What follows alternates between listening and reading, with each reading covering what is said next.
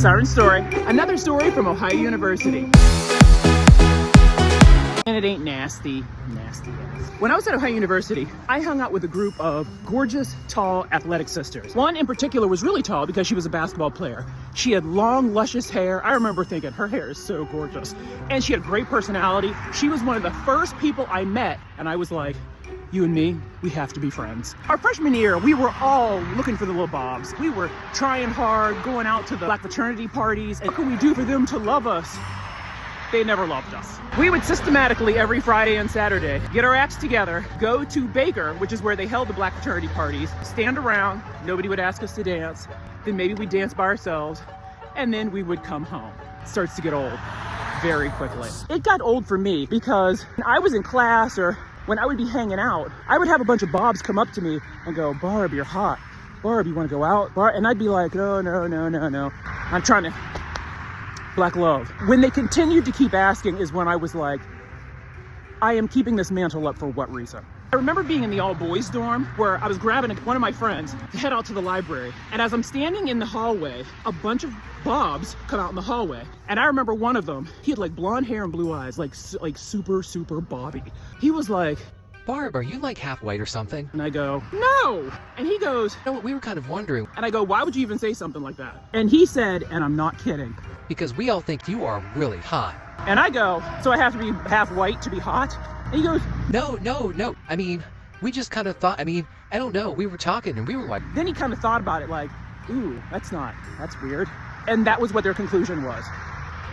I'm adding that story for context because back in the day, quite a few bobs thought if you were a woman of color that was really beautiful, it was because you were mixed with something. I know.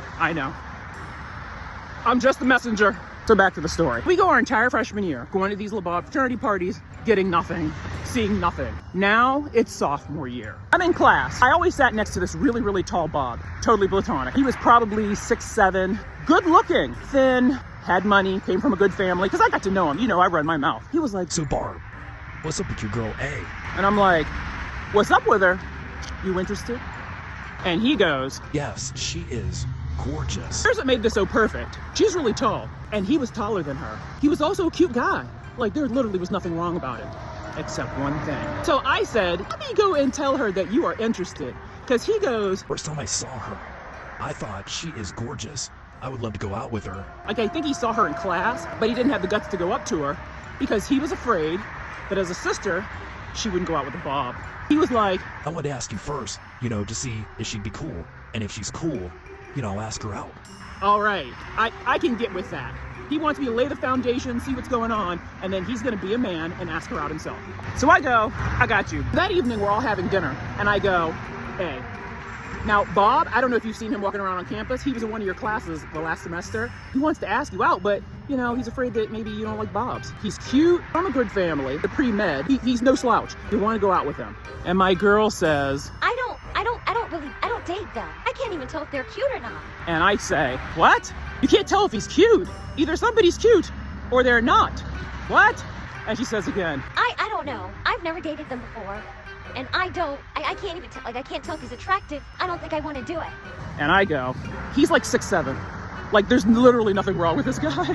Why don't you just go out with him? He just wants to take you out for dinner, take you out for a coffee, take you out on a proper date, not a college date where let's eat at the dining hall, then come back to my room and jerk me off. No one wants a date like that. So she says, I don't think I can do it. I don't think I like them. I don't think they like me. I don't want to do it. I wasn't bummed that she didn't want to go out with him. I was bummed that she didn't want to give him a chance. Only because there was nothing wrong with this guy. Her only reason for not going out with him is because he was a Bob. The next day I went to class and I told him, and I said, Bob, she doesn't want to go out with you because she doesn't date white guys. Sorry? This man's face, he looked so dejected, really hoping that she'd just give him a chance. He was like, Well, tell her if she changes her mind. I would love to take her out. I think she is the most gorgeous girl here at Ohio University. the moral of this story is, sometimes you gotta give people a chance. And if you can't be with the one you love, they say you got to love the one you're with. Sometimes I think, had she went out with that guy, she'd have still been married to him today. If you want to hear another siren story, you know what, please just go out with people.